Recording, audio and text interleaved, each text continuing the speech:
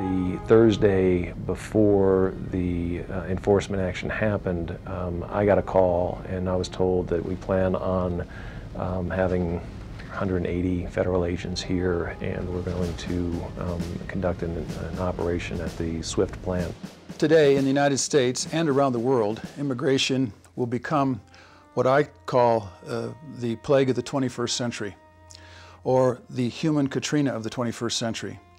And it is a human dilemma facing all humanity. I've been cleaning houses for 15 years. There's the American dream that you own your own business and you get on your feet, but there's still us on the lower middle class that we're trying to climb this ladder, but we can't climb a ladder, we can't get out of the rut, and it just keeps, everything keeps going up, but our paychecks can't go up because we have too many illegal immigrants taking these jobs that we can't get.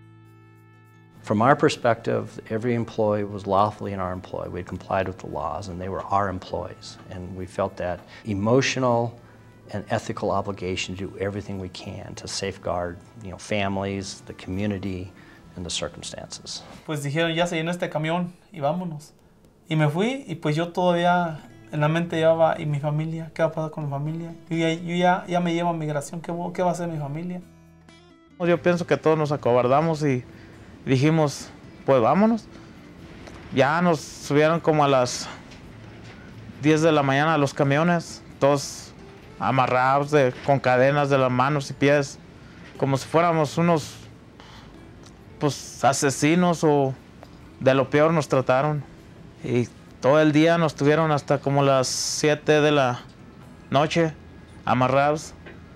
Y ya nos dijeron los que quieran salir ahorita voluntarios, dijo, firmen un papel. Dijo, ahorita va a salir el avión como a las 10 de la noche, dijo. Y ahorita el que quiera irse, se va a ir. Nomás firmen voluntarios. Ok, pues vamos a firmar. Yo salí voluntario y ya nos mandaron para El Paso, Texas. Y el cónsul de México entró a hablar con nosotros a las oficinas de migración. Le dije, oiga, pero yo tengo un problema. Le dije, cuando nos agarraron, pedimos hablar con nuestras familias y no, todavía hasta ahorita. Le dije, no me han dejado, ya era el tercer día que teníamos detenidos. Y dijo, ¿y quieres hablar con tu esposa? Le dije, pues sí. Le dije, ella no sabe ni si estoy bien o qué está pasando conmigo. Y ya ella misma me hizo la llamada para acá, para Greeley, Colorado. Y son recuerdos que se quedan, sabrá Dios hasta cuándo, hasta que uno muera, se va a quedar ese recuerdo. Sí. Our second shifts were not impacted, yet people didn't show up for work. And, but not because they were illegal or anything, it's just that there was the fear of this law enforcement action of going in these small communities. And I mean, our own management members were just, they were shaken. And this was almost like a lifetime event. Ya luego sacaron las huellas y sacaron todas. Me acuerdo después de allí, yo soy el último de todo, que salí a las 3 de la mañana ahí en donde sacan las huellas. Pero no me llevaron a la cárcel, sino que me llevaron para una cárcel de policía. Y hasta allí, el siguiente día nos dormimos hasta las 6 de la mañana el siguiente día. Ya cuando llegué aquí ya no estaba acusándola como criminal. Y ahí ya me asusté demasiado. Yo, pues, el criminal para mí como le está tratando que quiera matar a alguien. If we break the law, you and I break the law, we pay the consequences. Now, we don't want the consequences, and we'd like to avoid them. And we're not very happy when the consequences occur. And we shouldn't be blaming somebody else for our consequences. If you do something wrong, you should be caught and you should pay. And I don't care if you're legal or illegal. Simplemente yo estaba trabajando.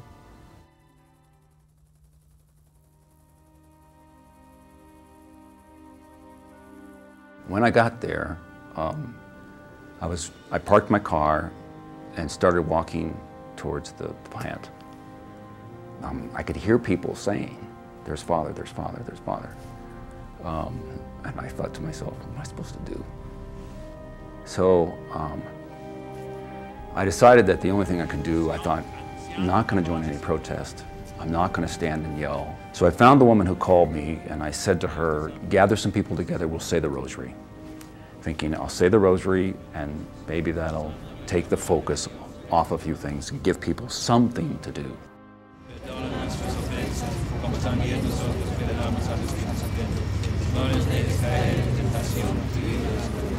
Dios te salve, llena de gracia, Señor es contigo, bendita tú eres entre todas las mujeres y bendito el fruto de Jesús. Santa María, Madre de Dios, ruega, Señora, por nosotros pecadores, ahora y en la hora de nuestra muerte.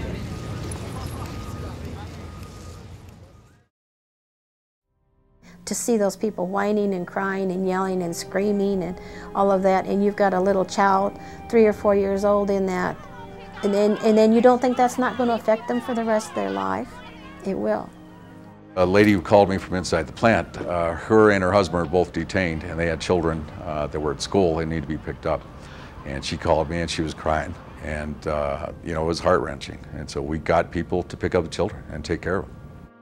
Our main focus was to help the people who were being left behind in a certain sense, and to help them to do several things. How were they going to help pay their bills?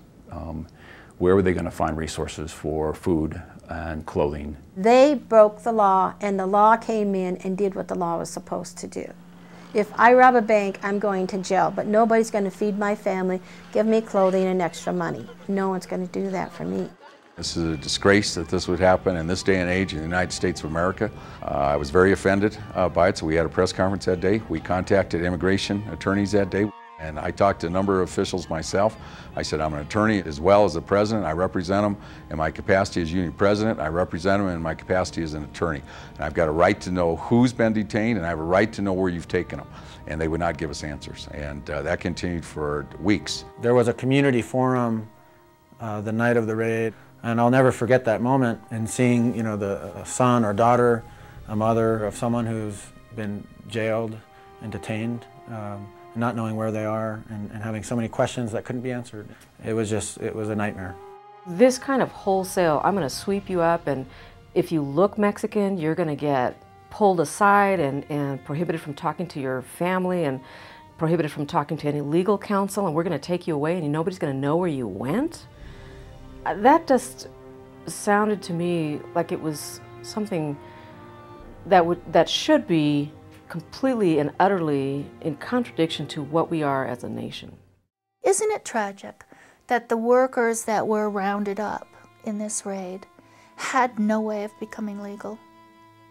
And isn't it tragic that an employer cannot find the legal workers that he needs to do the work, and now they're all criminals? To me, that is wrong. It shows how desperately we need a solution. SWIFT is not a criminal. SWIFT has done nothing wrong. SWIFT has in fact tried to go above and beyond and try to do everything possible to do it right.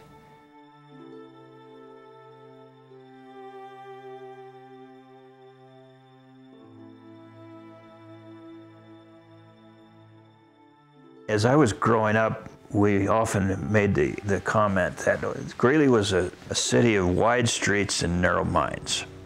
And I think we kind of joked about that, but yet I think there was a degree of truth to that, because Greeley was established as the Union colony, and it was established by Nathan Meeker with sponsorship from newspaper editor Horace Greeley at the New York Tribune in New York City.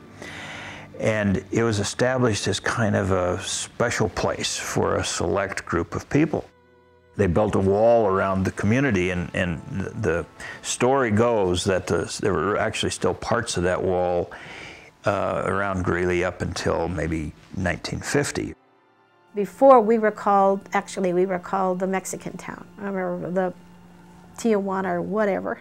There's some friction between perhaps Anglos and recent immigrants, but there's also some friction between native U.S. citizen, third-generation Hispanics and the immigrants also.